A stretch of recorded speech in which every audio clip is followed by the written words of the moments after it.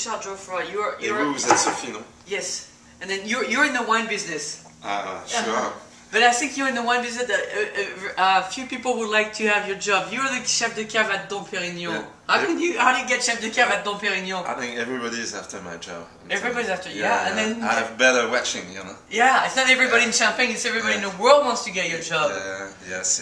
So you've been there since 1990, right? Yeah. And you're fully responsible for what comes out of Dom Pérignon. Yeah.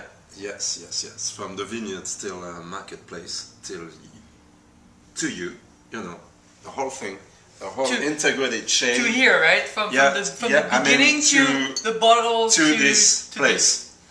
So how do you bear the pressure of being the person responsible for Dom Pérignon? I don't feel the pressure. The only pressure is in the bottle. Only pressure. So if we do a little story of Dom Pérignon, Pierre Pérignon was a monk and entered the Abbey of Hautevilliers in Marne, in Champagne, right there, overlooking the Marne Valley in 1668. Best wine in the world.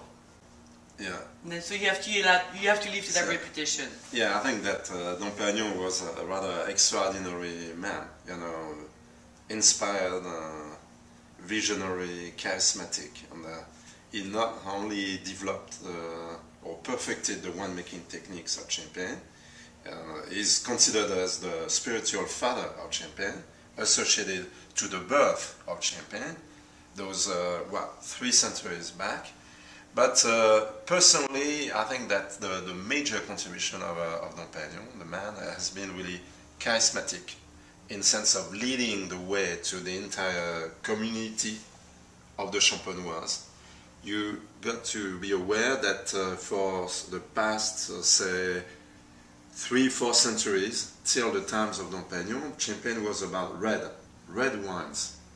And in less than 50 years, Dom Pérignon managed to lead the growers and winemakers of Champagne into the adventure, into the territory of the unknown. I mean, the newborn sparkling wines from Champagne.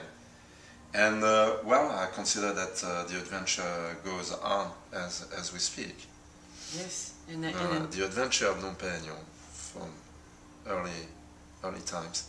And then when he was in the middle of inventing this, the wine Champagne came to the Sun King, to Louis XIV, and he started. That was also one of the. Yeah. Intriguingly enough, Dom Pérignon is the exact contemporary of the Sun King. I mean, Louis XIV. Who has been really the star king of France, no doubt. Really, it's the period of the lights, the most extraordinary period in the French history. And not only that, is that the Abbey of Hautevilliers, you know, the Benedictine Abbey of Hautevilliers, I mean, Dom Pérignon himself, had been shipping, you know, wines to the court of Louis XIV. And now we have really evidence that for sort of 6 to 7 years, you know, the wines from Dom Pérignon were drunk at the court. I mean, exclusively.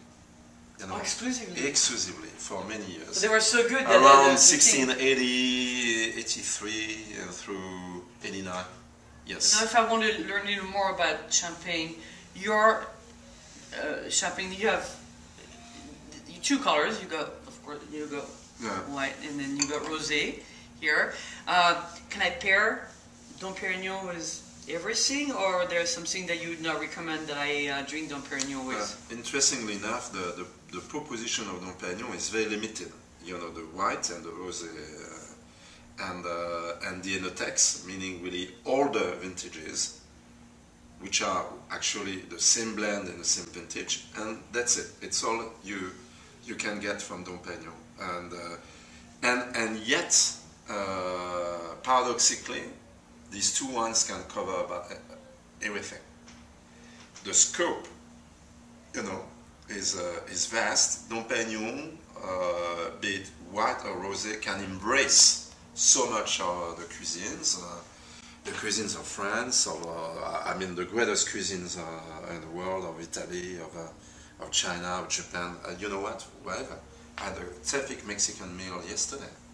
So. With Dom Pérignon. Yeah, I mean, yeah. Yeah. Thank you. With Dom Pérignon, of course, and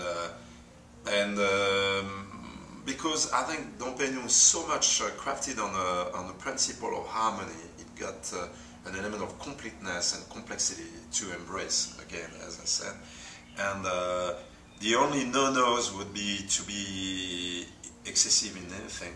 Overly bitter, overly salty, spicy, yes, spicy. Yeah. At the highest would be an enemy, but I believe it's an enemy to about all beverages, you know. So, voilà, but that's open and flexible, and I think it's now a highly recognized quality of Dom Pérignon across the board around this planet.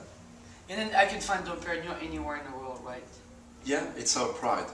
Is that there is a terrific sense of excellence and exclusivity to Dom Pérignon, and yet all at the same time, you know, Dom Pérignon is available. It's our relationship to our followers and lovers, you know, that we are loyal to all of you, and distribution then is key. One has to be accessible anywhere, you know, in the world. And then one thing I wanted to do, I wanted to savor a bottle of one of your bottles. You said no, you don't savor Dom Pérignon, so I was not able to. I tried. I'm so sorry. I came with my savor, it did not happen. I'm so sorry. But, so you can still visit the abbey, right? Yes. But upon appointment. Yeah. I consider that the abbey nowadays is really not only the birthplace of Champagne, but it's really the spiritual place of the actual making of Dom Pérignon, and it's very spiritual, and you may visit, as a matter of fact, by appointment, but it's open.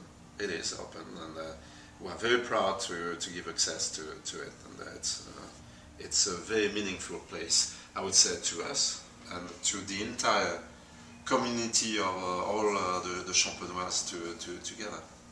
And if I want to visit the cave, though, I have to go to Épernay. That's where everything is happening.